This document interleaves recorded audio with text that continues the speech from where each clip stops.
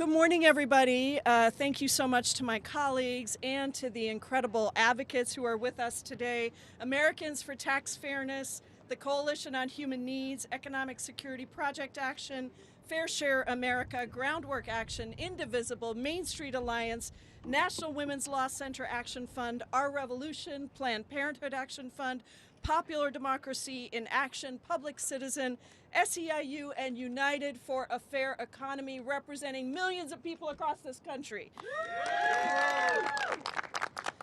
Today is the 37th day of the Republican shutdown, the longest shutdown in U.S. history. That is 37 days that air traffic controllers and TSA agents have gone without a paycheck. It's 37 days that Trump has been inflicting, quote, maximum pain on the American people. That's what he said he wanted to do. 37 days of fear, uncertainty, and chaos for people across this country. And yesterday, Donald Trump said it out loud. The American people blame Republicans, and they showed their anger and frustration at the lawlessness and the cruelty on Tuesday night. Because Americans understand that Republicans control the House, the Senate, and the White House. And it is their job to govern and negotiate with Democrats to get to a deal that keeps government open. Americans know that they need us to stand up and save their health care. They know that it's a travesty that Speaker Mike Johnson has abdicated all responsibility by shutting down the House now for 45 days that we have not been in session here in the House. And instead, Trump has resorted to maximum cruelty, illegally refusing to keep SNAP benefits going for 42 million Americans that are hungry, threatening to withhold back pay for federal workers who are furloughed, and now announcing cuts to air travel at 40 major airports. Instead of negotiating, he's trying to bully us. And we are not going to stand for it. That's right. On Tuesday night, the American people did their part. They came out and they voted overwhelmingly for progress to end Republican cruelty. They told us with their votes to keep standing up and to keep fighting for them. They did their part, and we have to do ours now. We have to save health care. That's been the crux of the fight from the beginning. And there are plenty of Republicans in the Senate and in the House who actually know that they have to save health care. They are saying it out loud that we can't afford health care premiums to double and triple so that people just don't use their health care at all, and they are at risk of dying. So we can't continue to let Republicans just slash whatever they want in violation of what we in Congress authorized. And that's why Democrats have been holding the line and must continue to do so. We're still here in Washington, D.C., ready to negotiate.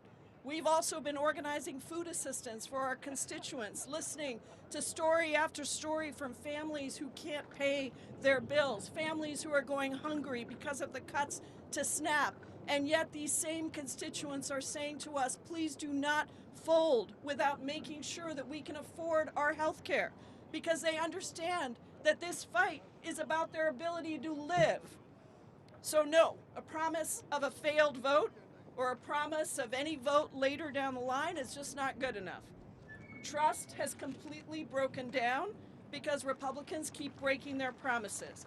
The urgency is real. The premiums are rising now. Rural hospitals are closing now. Tens of millions of Americans are suffering now. So we need a real, tangible win that the American people will feel now, not a promise to think about addressing a healthcare crisis in the future. Any deal must secure the extension of the ACA tax credits and ensure health care for the American people with agreement from the House, the Senate, and the White House. Full stop. We have the momentum. We have the support of the people because we are fighting for them, with them, and we can't give up without a real victory for the people. So I want to thank our Senate colleagues for standing strong, and I want to say the people have spoken. Stay strong and do not cave.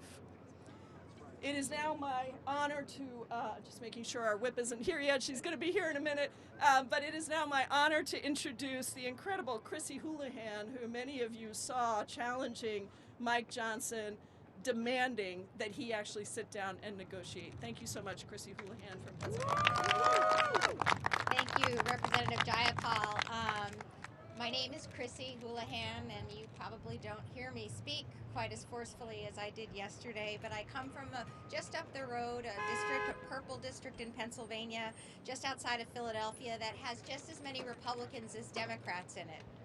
Those who know me understand that I am pragmatic, I'm typically cool-headed, and I'm typically quite collegial.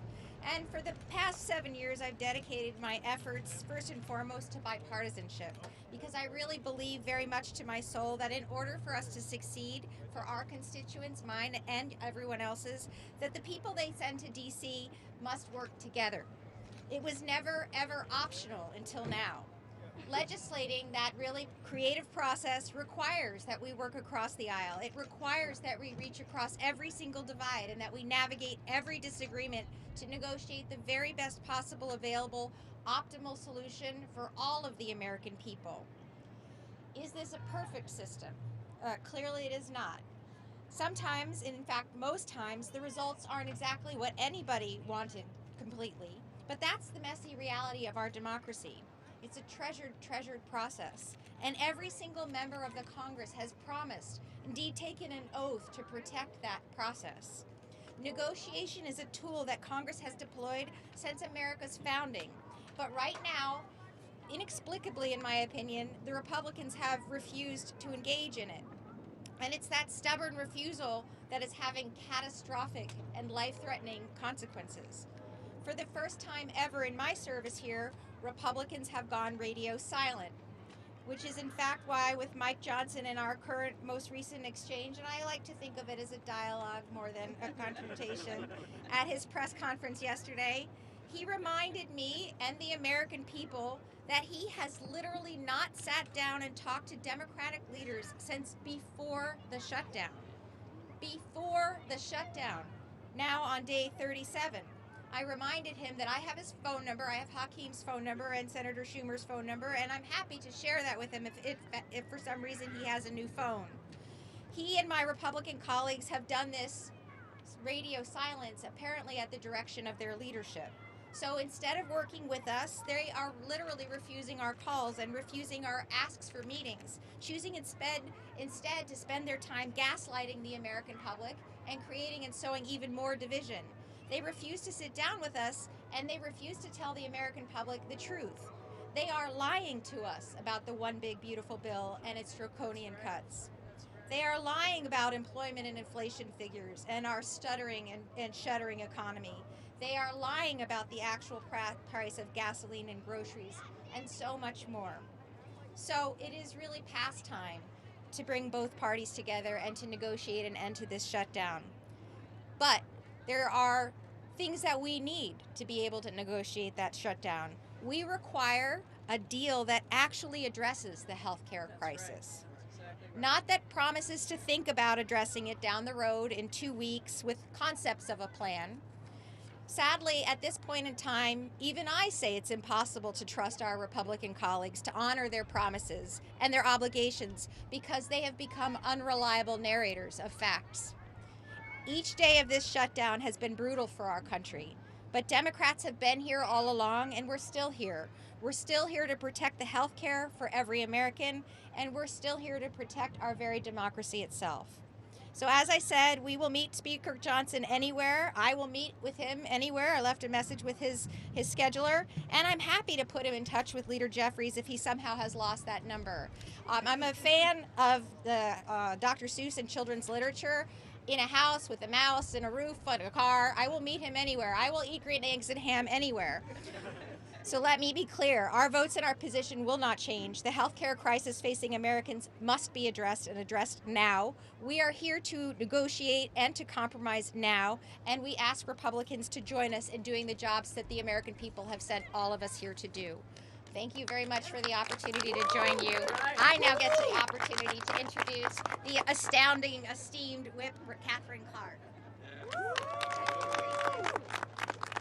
Oh my goodness, thank you, Chrissy Houlahan. We appreciate your dialogue with the speaker and the gentle reminder. And I am so grateful to Congresswoman Jayapal, to President Verrett, for bringing us together, and to all my colleagues from both sides of the Capitol. Thank you for showing up. Thank you for being in this fight. Republicans are hiding out when they should be here governing. But these leaders behind me, the leaders in our Democratic caucus, are fighting every day for a budget and a country that is worthy of our children. I really don't want to lose sight, and as all the speakers have pointed out, of what's really at stake. And with so many people that the Republicans are going after, American people, in honor of our retiring Speaker, Nancy Pelosi, I want us to think about the children of this country and the impact of them. It is children who are being asked to give up meals. It is children who are being asked to give up health care just to pay for the billionaire tax cuts. 13 million kids in this country don't get enough to eat. And what do the Republicans do? First, in the spring, they defunded food banks. They canceled thousands of shipments, 94 million pounds of food. Then they passed their budget and voted to cut SNAP by $186 billion. And then they went after even more. They withheld billions in SNAP funding. They weaponized hunger in this country. Money that was already appropriated by Congress to feed hungry people. They are using their hunger as a political weapon, taking food away from people so they can take away their health care too. Think about that. Think about that. They want to kick 1 million children off of Medicaid. They want to hike ACA premiums on another million. Their entire agenda is immoral. It's insidious, destructive to the very people they were sent to Congress to represent. Republicans need to stop with the excuses and listen to their own constituents. I want to tell one story of Allison Chandra from Utah. Allison grew up in a conservative family. She was actually opposed to Medicaid. She embraced a lot of the talking points we're hearing from Mike Johnson and our GOP colleagues. And then Allison found out her son had a rare, threatening heart disease. She and her husband simply couldn't afford the treatment their son needed without Medicaid. 11 years later, her son is thriving because Medicaid saved his life. And Allison, at this time, when healthcare is threatened for millions and millions of Americans and millions of children, she wanted to share her story with her delegation. She described her meeting with her Republican senator as dismissive. He wouldn't even sit down at the table. He wouldn't take a seat and engage with her and her children. And her Republican representative in the House, he didn't take the meeting at all. He couldn't bother to meet an 11-year-old boy whose life was saved by the very program he was voting to dismantle, a program that covers 4 out of 10 children in this country. So Republicans can pretend, they can spin their story that they sit on the side of working families in this country. Ask them if they've talked to a mom like Allison. Ask them if they're ready to protect the resources that families need and count on. Ask them if they're ready to protect health care for kids in this country. And then ask them to come back to work. Thank you so much. Thank you so much, Whip Clark, for your leadership and for our leaders' leadership in just holding strong and making sure we deliver for the American people. It's now a great honor to introduce the president of SEIU International, April Verrett, who has been such a champion, whose members are on the streets every day demanding that we deliver for people. Hello, it's really an honor to stand with these amazing leaders, these amazing women in our country who continue to go to work every day despite the shutdown of Congress to do what they were elected to do. And that is to be champions for the people. And I'm so proud to be with them and to send a clear message that the 2 million members of SEIU stand with them, determined to make sure we don't leave behind the 16 million Americans who are staring down the loss of their health care in the face. Let's not forget these 16 million that stand to lose Medicaid coverage are mainly children, like the 11-year-old that Whip Clark just talked about. They are mainly older Americans. They are mainly people living with disabilities. And not just the 16 million that will lose their Medicaid coverage, but the 22 million that in the last week have received notices that their healthcare premiums are going up by an average of 75%. 75% more to be able to take care of yourself and your children and have access to health care. It's simply not right. And what we have seen the courageous members of the Democratic caucus do over the last, how many days is it? 37 long days, say we will not be bullied, we will not bow down, we will not bend a knee, because they are here for the 16 million and the 22 million and millions of others who will not be sacrificed at the altar of Donald Trump. They will not be sacrificed at the altar of billionaires who don't need another dollar, but who can't seem to accumulate enough of them. And so we are determined to say, stick with this fight, because righteousness, morality is on our side. Yes. We are doing the work we are called to do to stand with and for the people of this country. And we sent a real loud and clear message on Tuesday. That's right. This is our country. This is our democracy. And you gotta come see us. You gotta come see us. And so thank you all for being here today to help us send this message. Republicans, show up. Do your job. Protect people, right? Everyone that is elected has a constituent in their district that is being sacrificed in this moment. And it's not okay. And so let's come together as a country and do what we know is right, but they got to show up to work first, right? And so thank you all for being here. Thank you for allowing us the space, and we stand in solidarity with all of you. And let's end this shutdown, but let's do it the right way. Thank you.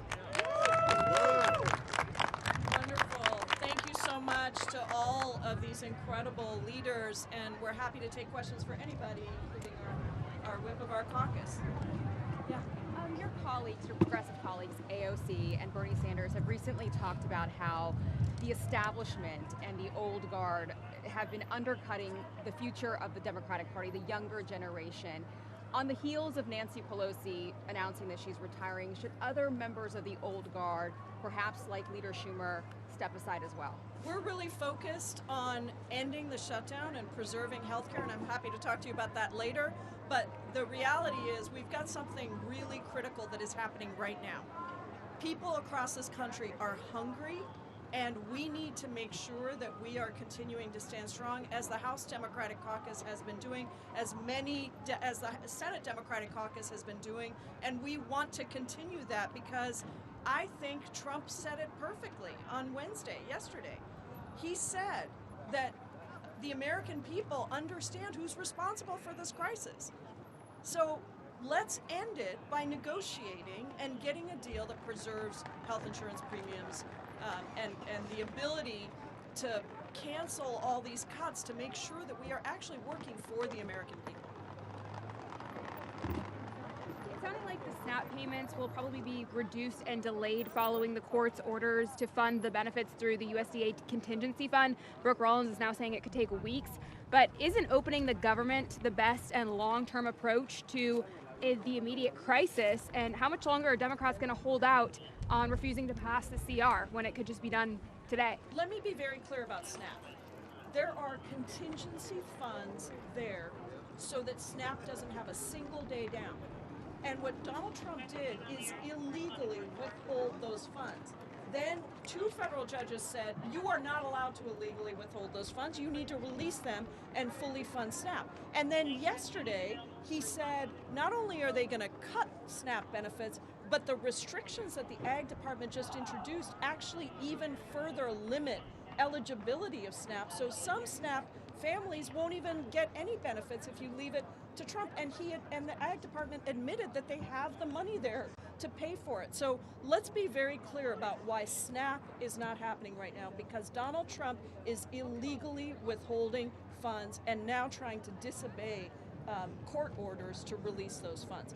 That's what needs to happen on SNAP. Even the contingency funds would only fund SNAP for a couple of weeks, right? He It's not a has long-term additional solution. dollars that he can use. And by the way, he found $40 billion to send over to Argentina. He's continuing his renovations on the White House and holding lavish parties at Mar-a-Lago while people are starving. We've got the money. Yeah? Thank you.